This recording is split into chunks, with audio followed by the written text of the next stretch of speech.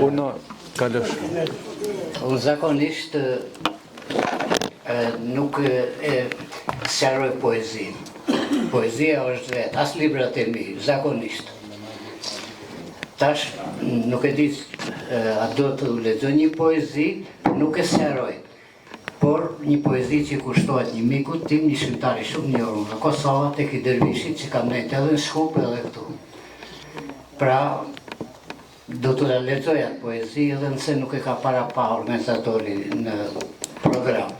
Megjithatë, unë përgëzoj organizatorët, po ashtu përgëzoj edhe pjesëmarrjen e juaj. Do ta marr se e kam çantë. Mirë. Derisa Kaloshi ta merr poezin, unë i ftoj që të përgatiten poetët Vladimir Muqo, Agim Bajrami, Prand Buzhala, Nikol Vloka, ju të tre përgatituni. Ju? Okej.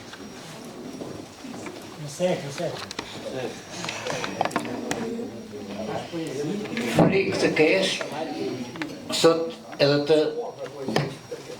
edhe pas ikjes. Po, se nuk dëgjohet duket mbas. Frikë sot të kesh edhe pas vdekjes, ikjes.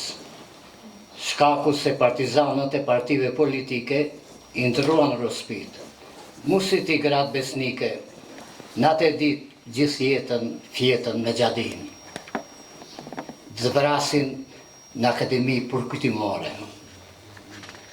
Jo për ditë lindje, po ditë vdekje, varrimi. Vetëm rufjanët të shpëtojnë veten pas shtëpisë së smur, lajnë fytyrën.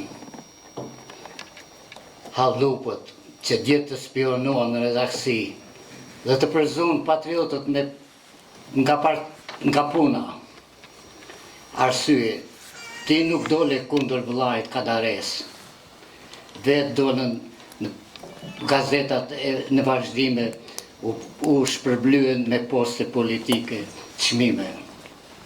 Sot, derdhin lot krokodili, ikjes tënde, pispilosin para kamerave televizive, kujtime, shpalosin në misione policore, e ti përzgjalli, laje amanet, rufjanët nuk i duan shtëpi, me zvarreve, me fjalime patetike, akademi përkujtimore. I njohen në redaksi, shtëpinë e smur, nuk e ditë një ditë pas ikjes tënde, rufjanët përkujtojnë me ditë vdekje, zije. Ju falenderoj.